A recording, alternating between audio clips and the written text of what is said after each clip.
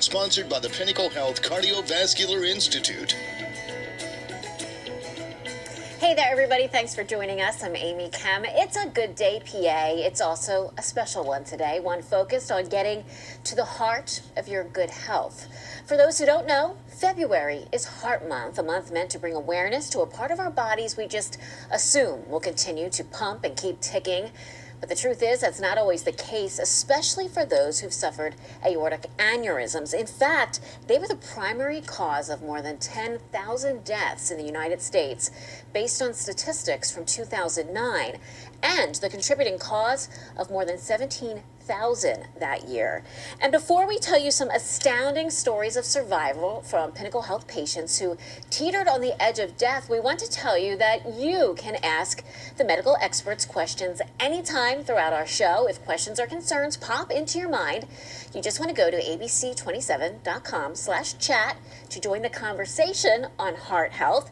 And here we're taking a live look as doctors will be ready to answer your questions throughout the show. They want to help you, so please take advantage of that chat. Log on again to abc27.com/chat.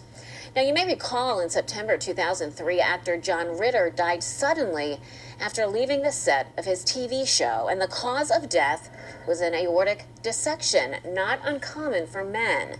More than 2/3 of people who experience the condition are male. A Harrisburg man developed that same problem, but thankfully, he had a different outcome. Here's Steve Wiley's story. I need to pack my cameras, or my camera. Steve Wiley and his daughter Justine are getting ready for a magical trip. My daughter was accepted into the Disney College program, so she's taking a semester off from Point Park to do this internship at Disney. Steve Wiley is one lucky man. Steve and his family weren't prepared for the events of a Sunday morning in August 2013. I can't even describe it. It was something. It just felt like a sledgehammer hit me in the back, and I rose up out of the chair and just went right down to the floor. I couldn't breathe. Steve's wife immediately called 911 and for Justine's help. So I went downstairs and I just saw my dad on the floor, and I was just like, what is going on here? Steve's daughter got down on the floor and stayed by her father's side. Stay with me, Dad. Stay with me, Dad. Slow breaths. Just breathe. They got me over to osteopathic hospital because that was the closest. When they told the doctor there my symptoms, she ordered a CAT scan. The CAT scan came back that there was a tear in my aorta. I guess the technical term is a dissecting aortic aneurysm. And she just said that there was nothing else that they could do there for me. And at that point, they told my wife and my daughter to just say their goodbyes. But that's not what Steve's family had in mind. My mom and I didn't want to think the worst. I had told my dad, I was like, you're going to get out of this surgery because you're going to take me to a Pirates game later. My wife leaned down, and instead of saying goodbye, she just said, fight. Don't give up. I remember those words like like it was yesterday. Steve was taken to Harrisburg Hospital, where Dr. Mumtaz and his team prepared for emergency surgery. This is the most complex open heart surgery you can get. We can open the aorta, and then we can see where the tear is, and we essentially end up replacing that part of the aorta, the ascending aorta, above the heart. It was scary and different. Because the nurses said, all right, well, just letting you know that he has lots of wires and tubes and stuff like that, and he's going to look a little different. And, you know, when they tell you that, you're like, oh, it's probably not that bad. But then you walk in there and you're just like, that's my dad. After several weeks in the hospital, Steve went home. The recovery here was, I got to go outside. I got to go for walks around the neighborhood to build my strength up.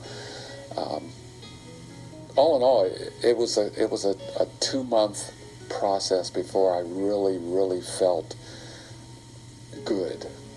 And then at that point, of course, they discovered more work that needed to be done. On follow-up, CT scans, we found that his aorta was enlarging and the leak was not completely sealing in the artery beyond our repair. It shook me up when he gave me the news that I had to do it again, and he even said to my wife and I, you can get a second opinion if you want. And we said, are you crazy? We're not going anywhere. You're the man. We had to then go back and then do an arch reconstruction. And then we went through the groin and put an endovascular graft through the groin and attached it to this graft on the top. So it was a hybrid procedure, both operative and endovascular. As Steve has recovered, he's taken on projects like this Pittsburgh Steelers man cave, after a little negotiating with his wife, of course. Let me have the basement. You can have the rest of the house.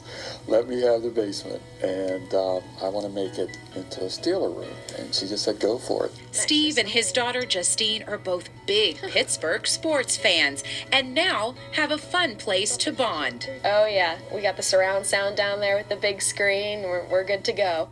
Yeah, I'm gonna take this. Today, Steve is feeling good and looking forward to their drive down to Disney. I think it's gonna be good for my dad to pack in a car with all us family folk and drive all the way down to Florida. Oh, okay, so that's Animal Kingdom. Steve is grateful to have a second chance at life. I would tell anyone, everyone, as you get up in age, if you've got high blood pressure, get a CT scan, get checked, because it can save your life. I don't know if he would have ever gotten back to how he used to be, but he is, so that's a miracle in itself. Well, what an incredible story. Both Community General Osteopathic Hospital and Harrisburg Hospital that Steve mentioned